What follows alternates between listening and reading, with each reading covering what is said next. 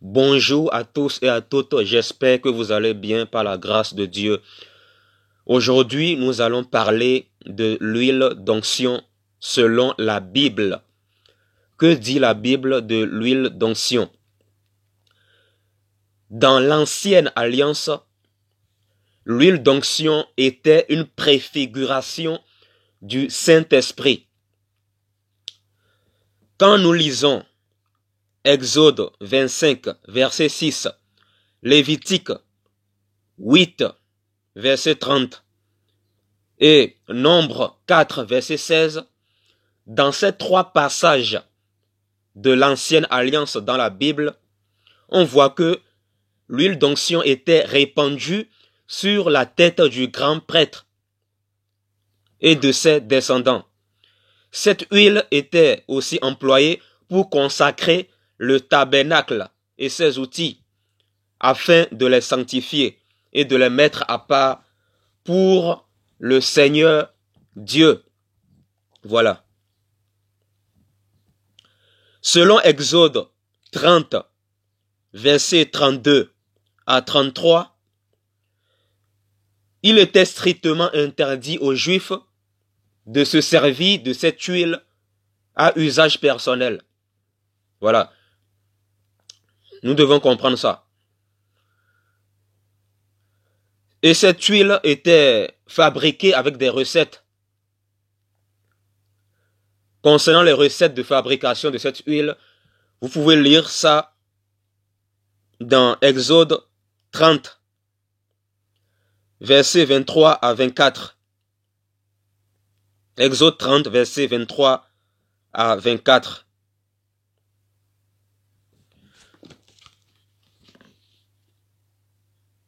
Exode 30, versets 23 à 24. Je vais lire à partir du verset 22. L'Éternel dit à Moïse, « Prends des meilleurs aromates, 5 kilos de myrrhe, de celle qui coule d'elle-même, la moitié, soit 2 kilos et demi, de cinnamome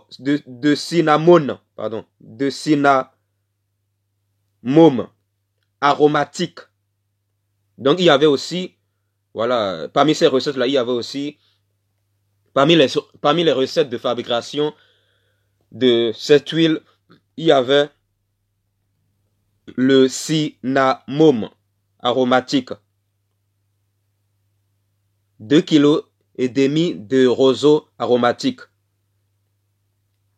5 kilos de casse, tout cela d'après la valeur étalon du sanctuaire, ainsi que 4 litres d'huile d'olive.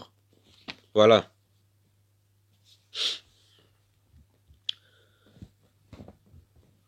Maintenant, nous allons aller dans la nouvelle alliance, dans la Bible.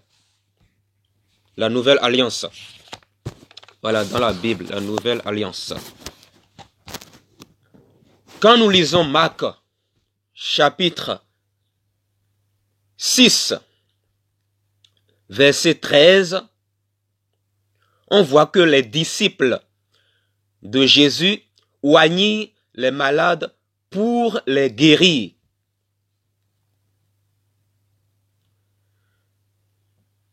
Et dans Jacques,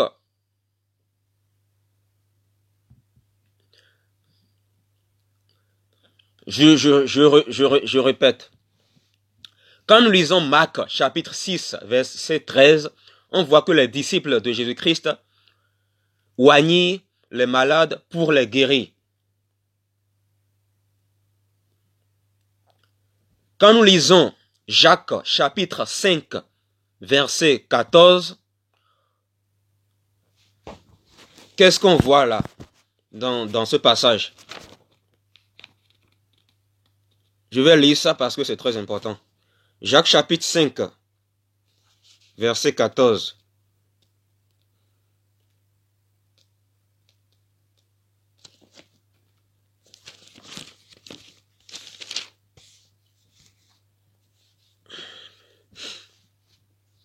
Jacques 5, verset 14. quelqu'un parmi vous est-il malade? Qu'il appelle les anciens de l'Église et que les anciens prient pour lui, en lui appliquant de l'huile au nom du Seigneur. L'huile d'onction était utilisée dans la Nouvelle Alliance uniquement dans le cadre de la guérison des malades. L'huile d'onction était utilisée dans la Nouvelle Alliance, dans la Bible, dans le cadre de la guérison des malades, uniquement. Uniquement. Nous devons comprendre cela. Voilà. Nous devons comprendre cela, c'est très très important. On va lire Hébreux 1, versets 8 à 9. Hébreux 1, versets 8 à 9. Mais il dit au Fils, c'est Dieu qui parle, ton trône, ô Dieu, est éternel. Le sceptre de ton règne est un sceptre de justice. Tu as aimé la justice et tu as détesté la méchanceté. C'est pourquoi, ô Dieu, ton Dieu t'a désigné par onction comme roi, de préférence à tes compagnons avec une huile de joie. Voilà.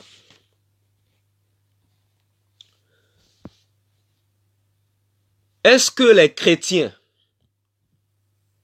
peuvent-ils se servir de l'huile d'onction aujourd'hui?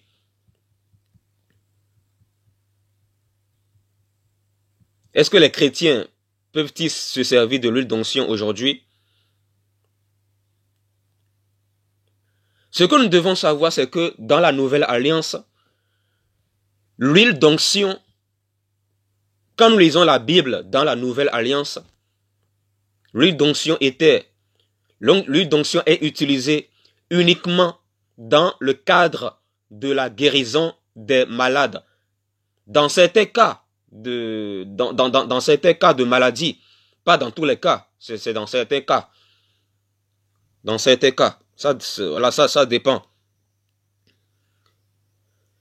L'huile est souvent employée dans la Bible comme un symbole de l'esprit, notamment dans la parabole des 10 vierges, dans Matthieu 25, versets 1 à 13. Matthieu 25, versets 1 à 13.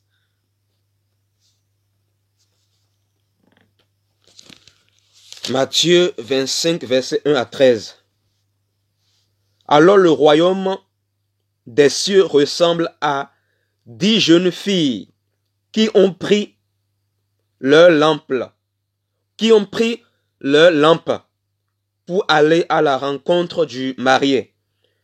5 d'entre elles étaient folles et 5 étaient sages. Celle qui était folle ne prit pas d'huile avec elle en emportant leur lampe, tandis que les sages prirent avec leur lampe de l'huile dans des vases. Comme le marié tardait, toutes s'assoupirent et s'endormirent. Au milieu de la nuit, on cria, « Voici l'époux, allez à sa rencontre. » Alors toutes ces jeunes filles se réveillèrent et préparèrent leur lampe. Les folles dirent aux sages, « Donnez-nous de votre huile, car nos lampes s'éteignent. » Les sages répondirent, « Non, il n'y en aurait pas assez pour nous et pour vous. Allez plutôt chez ceux qui en vendent et achetez-en pour vous. » Pendant qu'elle allait en acheter, le mari arriva. Celle qui était prête entrait avec lui dans la salle des noces et la porte fut fermée. Plus tard, les autres jeunes filles vinrent et dirent, « Seigneur, Seigneur, ouvre-nous. » Mais il répondit, je vous le dis en vérité, je ne vous connais pas. Restez donc vigilants, puisque vous ne savez ni le jour ni l'heure où le Fils de l'homme viendra. Voilà. Dans cette parabole dans cette parabole des 10 vierges, on voit que quand on parle de l'huile ici, voilà, ça fait allusion au Saint-Esprit. Voilà, ça fait allusion au Saint-Esprit. Les chrétiens sont oints de l'Esprit de Dieu qui nous guide dans toute la vérité. Voilà. Et le Saint-Esprit, c'est l'Esprit de Jésus. C'est l'Esprit de Jésus. On va aller dans 1 Jean. 1 Jean 2, verset 20. Quant à vous, vous avez l'onction donnée par celui qui est saint, et vous avez toute connaissance. L'onction, c'est le Saint-Esprit. C'est le Saint-Esprit. On va lire au verset 27. Quant à vous, l'onction que vous avez reçue de Christ demeure en vous, et vous n'avez pas besoin qu'on vous enseigne. Quant à vous, l'onction que vous avez reçue de Christ demeure en vous. Demeure en vous. Et vous n'avez pas besoin qu'on vous enseigne. Au contraire, puisque la même onction vous enseigne sur toute chose, qu'elle est véridique et dépourvue de mensonges, vous demeurerez en lui, comme elle vous l'a appris. Voilà. Et cette onction, c'est le Saint-Esprit. C'est le Saint-Esprit. Maintenant, nous allons aller dans 2 Corinthiens 1. 2 Corinthiens 1, à partir du verset 18. Aussi vrai que Dieu est fidèle, la parole que nous vous avons adressée n'a pas été oui et non. En effet, le Fils de Dieu, Jésus-Christ, que nous avons prêché au milieu de vous, Sylvain, Timothée et moi, n'a pas été oui et non. Au contraire, en lui, il n'y a que le oui. En effet, pour toutes les promesses de Dieu, c'est en lui que se trouve le oui. Et c'est donc aussi par lui que nous disons Amen à Dieu pour sa gloire. Or, celui qui nous a fermés avec vous en Christ et qui nous a consacrés par son onction, c'est Dieu. Voilà, c'est Dieu lui-même qui nous consacre par son onction. Voilà. Apocalypse 1 dit que Jésus-Christ, par sa mort et sa résurrection, il nous a fait tous sacrificateurs. Nous sommes tous et toutes des prêtres et des rois. Nous sommes tous des prêtres et des sacrificateurs pour Dieu. Tous les chrétiens dans la nouvelle alliance sont des prêtres et des sacrificateurs. Par conséquent, nous sommes tous et toutes des serviteurs de Dieu. Selon la Bible, tous les chrétiens sont des serviteurs de Dieu. Et c'est Dieu lui-même qui nous consacre par son onction, c'est-à-dire par son Saint-Esprit. Parce que l'onction, c'est le Saint-Esprit. L'onction, c'est l'Esprit de Jésus-Christ. Parce que le Saint-Esprit, c'est l'Esprit de Jésus. Voilà. Voilà. Donc la Bible est claire. La Bible est claire. Donc, voilà.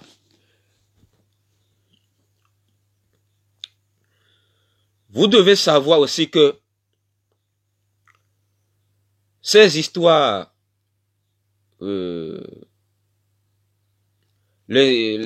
ces histoires d'ordination dans les églises, c'est-à-dire quand quelqu'un veut devenir pasteur, voilà, dans les bâtiments d'église, les gens font de l'ordination avec des cérémonies là-dedans. Après, ils mettent l'huile sur la personne qui veut être pasteur. L'ordination est une pratique démoniaque. L'ordination est diabolique. Nous devons savoir ça. L'ordination est diabolique. De toute façon, dans l'ancienne alliance, on ne parlait même pas d'ordination. On parlait de consécration. Dans l'ancienne alliance, on parlait de consécration et non d'ordination. Dans toute la Bible, dans la nouvelle alliance et dans l'ancienne alliance, on ne parle pas d'ordination. Dans l'ancienne alliance, on parle de consécration. Mais aujourd'hui, dans la nouvelle alliance, dans la Bible, c'est Dieu lui-même qui nous consacre par son onction. C'est Dieu lui-même qui nous consacre. Voilà, c'est Dieu lui-même qui nous consacre. C'est très important de comprendre cela. Si tu as le Saint-Esprit en toi, tu as l'onction. Parce que l'onction, c'est le Saint-Esprit. L'onction, c'est le Saint-Esprit. Voilà. Dans l'ancienne alliance, Dieu passait par des hommes pour consacrer certaines personnes qui étaient destinées à servir Dieu. Et voilà, ils étaient consacrés avec l'huile d'onction.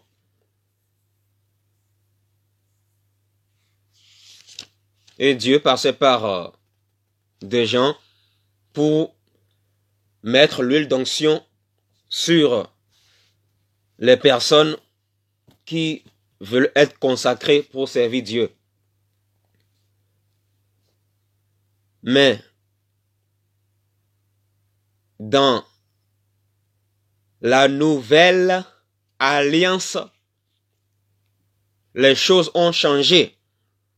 Dans la nouvelle alliance, nous sommes, c'est-à-dire tous les enfants de Dieu, sont tous et toutes des sacrificateurs et des prêtres pour Dieu. Nous sommes tous des serviteurs de Dieu. Voilà. Quand nous devenons enfants de Dieu, en acceptant Jésus-Christ comme seul Seigneur et Père, quand nous devenons enfants de Dieu, en acceptant Jésus-Christ comme seul Seigneur et Sauveur personnel dans notre cœur, et si nous nous faisons baptiser, voilà, voilà, on entre dans, voilà, voilà, on devient enfant de Dieu, quoi. On devient enfant de Dieu. Voilà, tu acceptes le Seigneur dans ta vie et tu te fais baptiser, tu deviens enfant de Dieu. Et les enfants de Dieu, voilà, Dieu les donne le Saint-Esprit. Et tous les enfants de Dieu sont tous des prêtres et des sacrificateurs dans la nouvelle alliance, selon Apocalypse 1. Et c'est Dieu lui-même qui nous consacre par son onction, c'est-à-dire par son Saint-Esprit. Selon 2 Corinthiens 1, verset 21. Voilà, c'est Dieu lui-même qui nous consacre par son Saint-Esprit.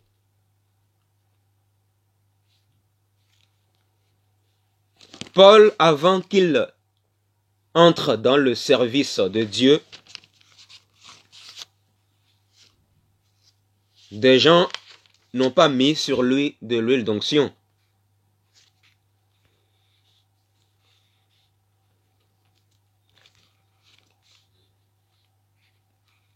Parce que l'huile d'onction dans la Nouvelle Alliance, dans la Bible, c'est utilisé uniquement dans le cadre de la guérison des malades, dans certains cas de maladie.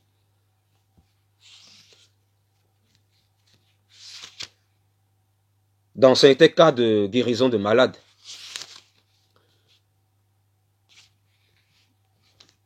On va lire Acte 13, verset 1. Il y avait dans l'église d'Antioche des prophètes et des enseignants. Barnabas, Siméon appelé le Noir, Lucius de Cyrène, Manaën qui avait été élevé avec Hérode, le tétrarque et Saul. Pendant qu'ils rendaient un culte au Seigneur et qu'ils jeûnaient, le Saint-Esprit dit: mettez-moi à part Barnabas et Saul pour la tâche à laquelle je les ai appelés. Alors, après avoir jeûné et prié et posé les mains sur eux, il les laissait partir. Voilà. Avant que Paul et Barnabas entrent dans le service de Dieu, les anciens n'ont pas mis l'huile d'onction sur sa tête. Ils n'ont pas fait d'ordination. Voilà.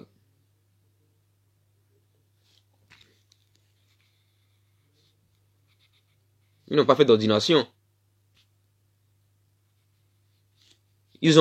Quand ils ont entendu, pendant qu'ils rendaient un culte au Seigneur et pendant qu'ils jeûnaient, le Saint-Esprit dit: mettez-moi à part Barnabas et Saul pour la tâche à laquelle je les ai appelés.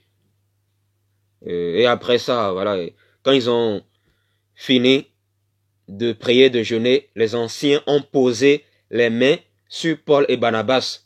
Et après Paul et Barnabas, voilà, ils sont entrés par la suite dans le service de Dieu. Ils ont commencé à servir Dieu. Voilà, Ils n'ont pas mis l'huile d'onction sur Paul et Barnabas. Ils n'ont pas fait des pratiques d'ordination.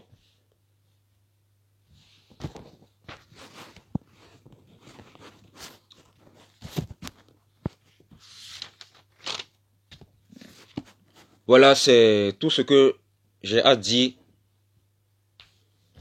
sur ce sujet d'huile d'onction selon la Bible. Voilà.